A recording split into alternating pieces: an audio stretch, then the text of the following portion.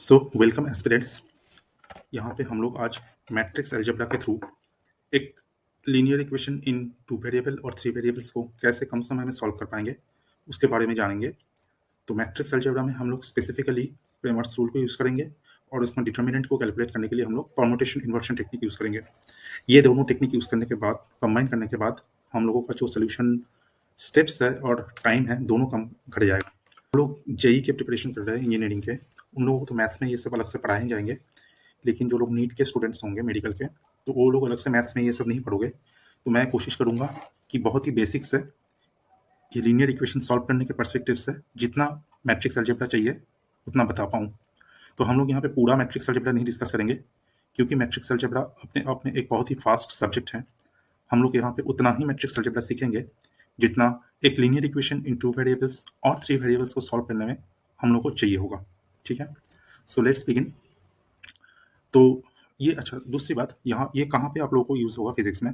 तो फिजिक्स में ऐसे बहुत सारे सिचुएशंस होंगे जहाँ पे आप लोगों को इस तरह के इक्वेशंस एनकाउंटर करना पड़ेगा, linear equation in 2 variable and linear equation in 3 variable. But specifically जैसे करंट इलेक्ट्रिसिटी चैप्टर है, वहाँ पे आप लोग जब जैसे कर्चॉफ्स करंट लॉ, कर्चॉफ्स वोल्टेज लॉ के थ्रू एक लूप में करंट वोल्टेज रिलेशनशिप के प्रॉब्लम सॉल्व करने जाओगे, वहाँ पे ये बहुत ही ज़्यादा इस तरह की इक्वेशन आप लोग फेस करने वाले हो।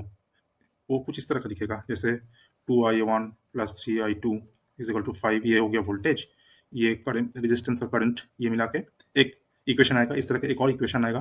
तो आप लोगों को 2 इक्वेशन सॉल्व करके एक सोल्यूशन पे आना है।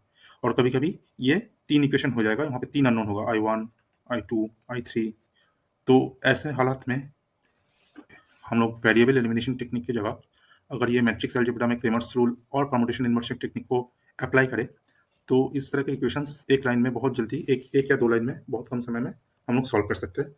तो नंबर ऑफ स्टेप्स भी घटेगा और टाइम भी सेव होगा और मिस्टेक होने के चांसेस भी इसमें कम हो जाएगा। तो लेट्स बिगिन विथ, हम लोग सबसे पहले जानेंगे कि लीनियर इक्वेशन कहते किसको है। यहाँ पे देखिए, एकदम बेसिक से हम लोग बात शुरू करेंगे ताकि जो लोग मेडिकल के स्टूडेंट्स हैं उनको कोई कुछ समझने में दिक्कत ना हो। तो यहाँ पे देखिए, ये इक्वेशन में 2 वेरिएबल है, एक्स और वाई। तो इसको हम लोग बोलेंगे लीनियर इक्वेशन इन 2 वेरिएबल्स। यहाँ पे 3 वेरिएबल्स हैं, एक्स, वाई, जेड। तो इसको हम लोग बोलेंगे लीनियर इक्वेशंस इन 3 वेरिएबल्स। ठीक है। अच्छा, ये जो A1 A2 टर्म्स है, ये सब जनरली कांस्टेंट टर्म है। A1 B1 C1 ये कहीं भी चेंज नहीं होने वाला है। A2 B2 C2 कहीं भी चेंज नहीं होने वाला है। ठीक है। एक एग्जांपल अगर हम लोग देख ले, तो जैसे 2x plus 3y is equal to 4, 5x minus 7y is equal to 6। तो इसमें जैसे A1 हो गया ये 2, B1 हो गया ये 3 और C1 हो गया ये 4, A2 हो गया ये 5, B2 हो गया ये 7 और C2 हो जाएगा ये 6। ठीक है। तो इस तरह का कुछ इक्वेशंस आएंगे। और जब लीनियर इक्वेशन इन 3 वेरिएबल होगा तो उसमें 3 वेरिएबल होंगे और बाकी सब कॉन्स्टेंट्स होंगे। अभी सवाल ये है कि इसको लीनियर क्यों कहा जा रहा है, what is the meaning of linear. तो लीनियर इसलिए कहा जा रहा है, एक बार लिख लेते हैं हम लोग, A1x plus B1y is equal to C1। यहाँ पे जितने भी वेरिएबल्स है इसके ऊपर पावर 1 है।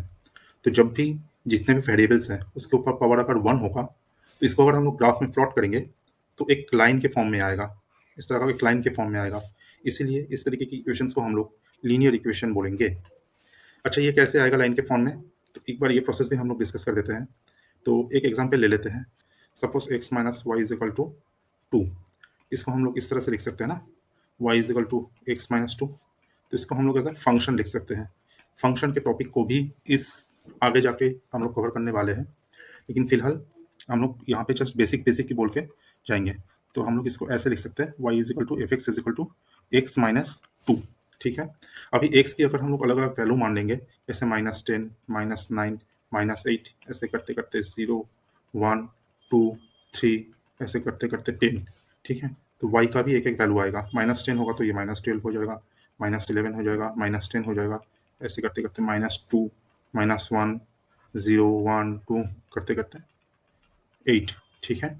और अगर आप ये सारे पॉइंट्स को जोड़ देंगे तो यहाँ पे हम लोग y को प्लॉट करेंगे, यहाँ पे हम लोग x को प्लॉट करेंगे। इसको हम लोग इंडिपेंडेंट वेरिएबल बोलेंगे। और y, क्योंकि y का वैल्यू x से डिपेंडेंट, x के ऊपर डिपेंडेंट है, मतलब x 10 इनपुट करेंगे तो y 8 आ रहा है, ठीक है? y और कुछ नहीं आ सकता है। x का एक वैल्यू इनपुट देंगे तो y का एक ही वैल्यू आउटपुट आएगा। x 10 होगा तो y 8 ही होगा, उसके अतिरिक्त और कुछ नहीं हो सकता है, ठीक है? और every single input of x y का एक सिंगल आउटपुट होगा। ऐसे इसको हम लोग फंक्शन बोलते हैं। अब जब इसको प्लॉट करेंगे तो हम लोग के पास एक लाइन के फॉर्म में ये आएगा, ठीक है? आप लोग अगर प्लॉट करके देखोगे तो ये ऐसा दिखेगा। तो ये ग्राफिंग में के डिटेल्स में अभी हम लोग यहाँ पे नहीं जाएंगे। अभी सिर्फ हम लोग कैसे इसको लीनियर मैट्रिक्स अलजेब्रा के थ्रू सॉल्व कर पाएंगे वो बताने के लिए, एक बेसिक आइडिया देने के लिए ये सब बोल रहे हैं हम लोग, ठीक है? सॉल्यूशन का मीनिंग क्या है? मतलब दो इक्वेशन है, इसमें सॉल्यूशन का मीनिंग क्या है? तो अभी जैसे आप लोगों को बोला कि एक इक्वेशन को हम लोग y को as a function of x दिखा के एक लाइन के फॉर्म में दिखा सकते हैं। तो जैसे दो इक्वेशन आएगा तो हम लोग के पास दो लाइन्स आएंगे। तो इसको अगर हम लोग प्लॉट करते हैं तो अच्छे से दिखा पाएंगे। ये हो गया हम लोग का y एक्सिस, ये हो गया हम लोग का x एक्सिस, ठीक है? तो मान लेता हूँ इक्वेशन 1 को हम लोग लाइन L1 से डिनोट कर रहे हैं और इक्वेशन 2 को हम लोग लाइन L2 से डिनोट कर रहे हैं। तो जो कॉमन इंटरसेक्शन पॉइंट है यही होगा इसका सोल्यूशन, ठीक है? मतलब एक ऐसा वैल्यू जो दोनों इक्वेशन को सेटिस्फाई करे। इसका फिजिकल मीनिंग क्या है? कोई ऐसा पॉइंट जो दोनों लाइन पे लाई करता है। तो ये एक ही पॉइंट है इंटरसेक्शन पॉइंट जो दोनों लाइन पे लाई करेंगे और इसका जो कोरस्पॉन्डिंग एक्स वाई वैल्यू है वो दोनों इक्वेशन को सेटिस्फाई करेगा। यही है सोल्यूशन का मीनिंग। तो अभी हम लोग इसको मैट्रिक्स अलजेब्रा से कैसे सॉल्व कर सकते हैं वो हम लोग सीखने की देखेंगे। तो अगर मैट्रिक्स अलजेब्रा से हम लोग को इसको सॉल्व करना है तो सबसे पहले हम लोगों को मैट्रिक्स के बारे में जानना पड़ेगा। तो मैट्रिक्स एक्चुअली है क्या? मैट्रिक्स का जो डेफिनेशन है मैथमेटिक्स का वो ये है कि ये एक रेक्टेंगुलर एरे है और rectangular array of numbers. Rectangular array का मतलब क्या है? जैसे आप लोग चेस खेलते हो, चेस में क्या है, ऐसे ब्लॉक रहेगा ना, तो इसमें बहुत सारे इस तरह से रोज एंड कॉलम्स मार्क किया हुआ रहता है और इसमें हम लोग को कुछ गोटियाँ रहता है, राजा रानी हाथी ऊँट इस तरह का। तो ये एक एरे टाइप, हम लोग इसको एक एरे बोल सकते हैं, ठीक है? ठीक उसी तरीके से अगर आपके पास कुछ नंबर्स हो जैसे 1 3 5 7 और इसे आप एक रेक्टेंगुलर एरे में अरेंज करेंगे। रेक्टेंगुलर एरे मतलब जैसे चेस बोर्ड में रोज एंड कॉलम्स है तो हम लोग यहाँ पे एक रो डिफाइन कर लेंगे, ठीक है? मान लो R1 R2 और कुछ कॉलम्स डिफाइन कर लेंगे, मान लो कॉलम 1 कॉलम 2 और ये इंटरसेक्शन पॉइंट पे हम लोग ये वैल्यूज को रखेंगे। तो उसी को हम लोग एक मैट्रिक्स बोलेंगे। This is basically an arrangement of number, ठीक है? तो जैसे ये 4 नंबर है, इसको अगर हम लोग मैट्रिक्स फॉर्म में लिखे तो कैसे लिख सकते हैं? उसका रिप्रेजेंटेशन क्या होगा? जैसे 1 5 7 3 ये एक मैट्रिक्स हो गया। इसमें ये एक रो है, रो 1, ये एक रो है, रो 2, ठीक है? ये हो गया कॉलम 1, ये हो गया कॉलम 2। तो इसमें क्या है, इसका रिप्रेजेंटेशन क्या है? इसको हम लोग बोलेंगे this is a 2 cross 2 matrix, ठीक है? ये 2 जो है, पहला जो नंबर है ये रो को डिनोट करता है, ठीक है ना? तो आप आर क्रॉस सी को याद रखो, ठीक है? पहले रो आएगा उसके बाद कॉलम आएगा। जैसे कोई मैट्रिक्स हो, ठीक है, कोई भी मैट्रिक्स हो तो इस केस में पहले क्या आएगा? पहले रो आएगा क्रॉस, उसके बाद आएगा कॉलम्स, ठीक है? नंबर ऑफ रोज मतलब ये आर क्या बोल रहा है? आर बोल रहा है कि इस मैट्रिक्स में नंबर ऑफ रोज कितना है? R implies number of rows, ठीक है? और कॉलम क्या बोलेंगे? Column implies number of columns, ठीक है? तो अभी क्या है, जैसे आप लोग पूछ सकते हो कि ये अरेंजमेंट ऐसा ही होना है क्या? आपको कैसे पता चला कि एक को फर्स्ट इसमें यहाँ पे रखना है, 5 को यहाँ पे रखना है? तो ये फिलहाल हम लोग इसको रैंडमली कर सकते हैं। जैसे हम लोग इसके बदले ऐसे भी लिख सकते हैं, ये भी एक मैट्रिक्स होगा 1 3 7 5, ये भी एक मैट्रिक्स होगा 2 cross 2।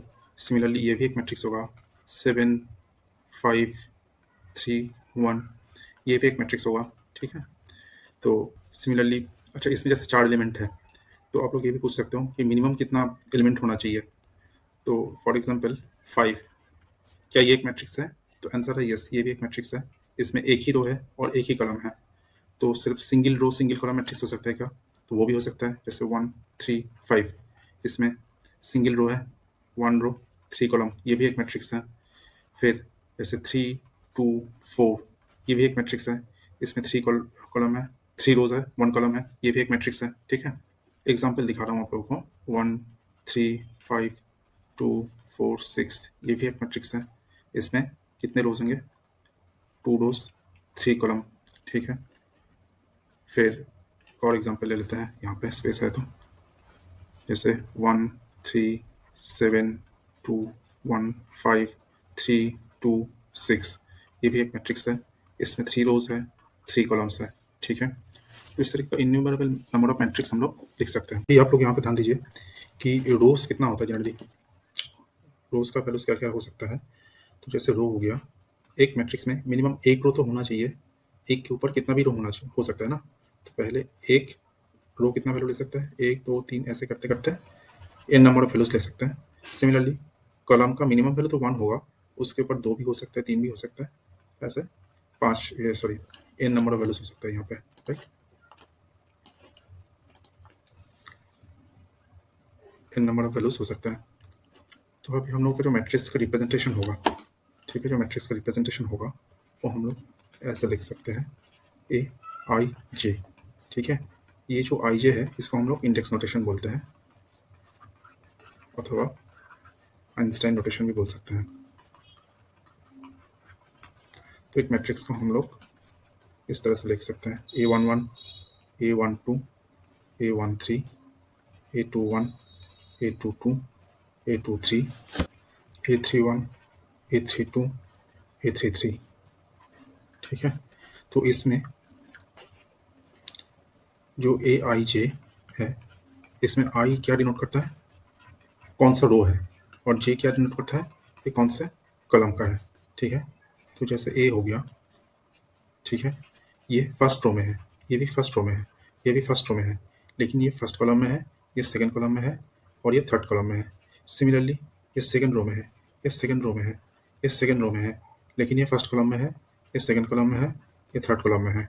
On a similar note third row में है, ये थर्ड रो में है, ये थर्ड रो में है, लेकिन ये फर्स्ट कॉलम में है, ये सेकंड कॉलम में है, ये थर्ड कॉलम में है, ठीक है।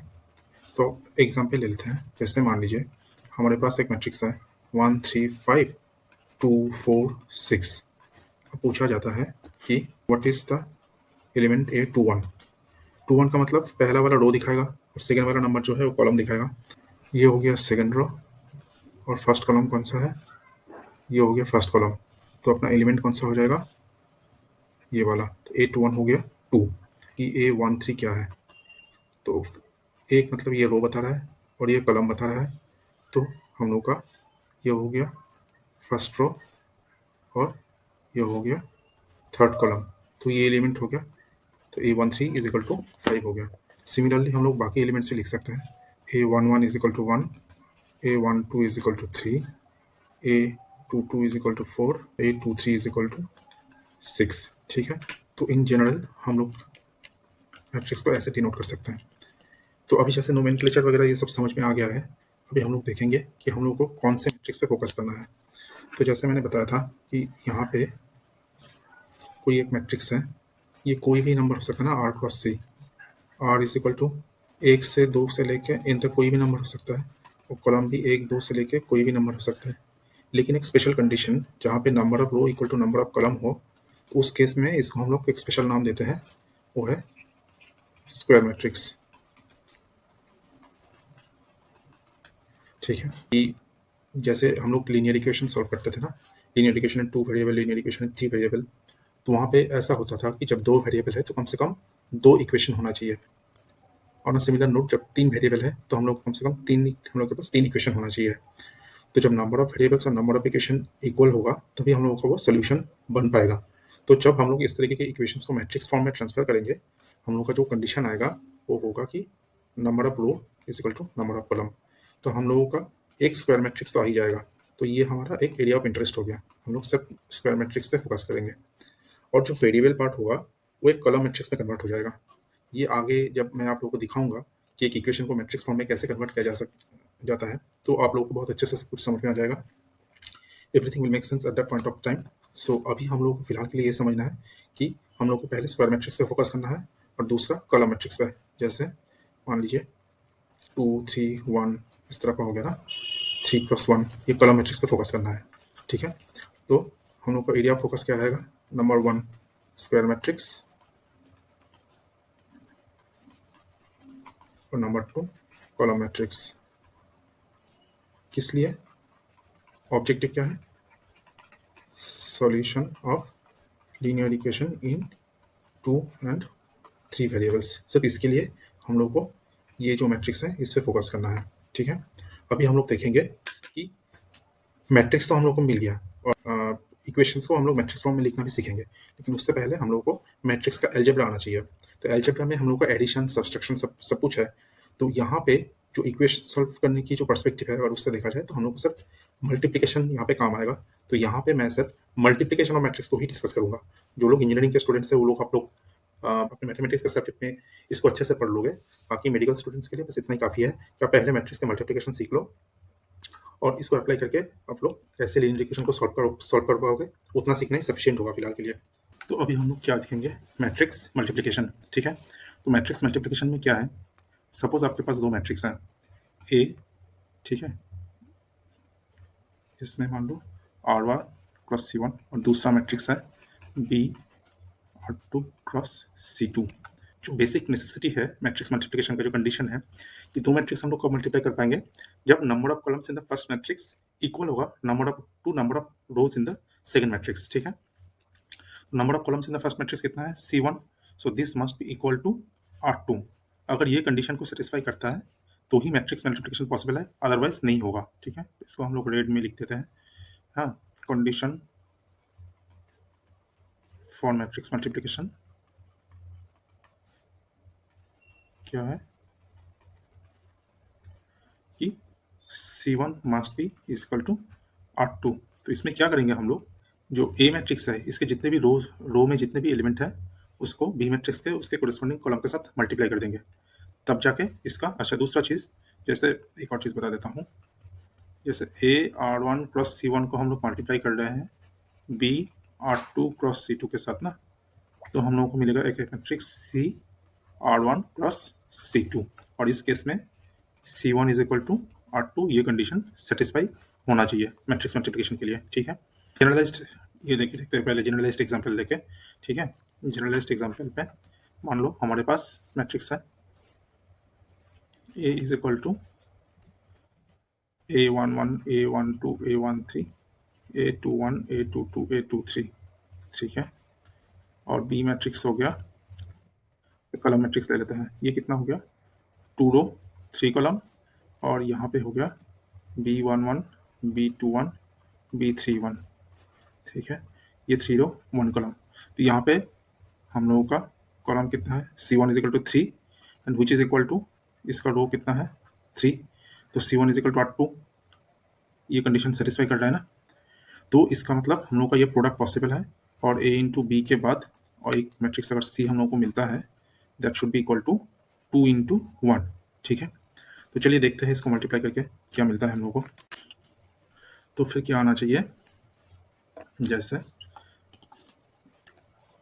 तो फिर अगर हम लोग इसको ऐसे लिखेंगे A 2 cross 3 into B 3 cross 1 is equal to C 2 cross 1। तो अगर इसको एलिमेंट फॉर्म में लिखेंगे तो क्या आएगा? तो ये आ गया, ठीक है। इसके बाद हम लोग को क्या मिलना चाहिए एलिमेंटल फॉर्म में? 2 क्रॉस 1 ना, तो 1 1 C21 2 क्रॉस 1 ऐसा आना चाहिए, ठीक है। तो इसमें क्या होगा, जो C11 एलिमेंट होगा उसमें हम लोग को पहले C11 एलिमेंट फाइंड करने के लिए क्या करेंगे, पहले ये फर्स्ट रो ले लेंगे, उसको ये कॉलम के साथ मल्टीप्लाई कर देंगे, ठीक है। तो C11 क्या आएगा हम लोग का? C11 is equal to A11 into B11 plus A12 into B21 plus A13 into B31, और सिमिलरली C21 क्या आएगा? A21 into B11 plus A22 into B21 plus A23 into B31, ठीक है।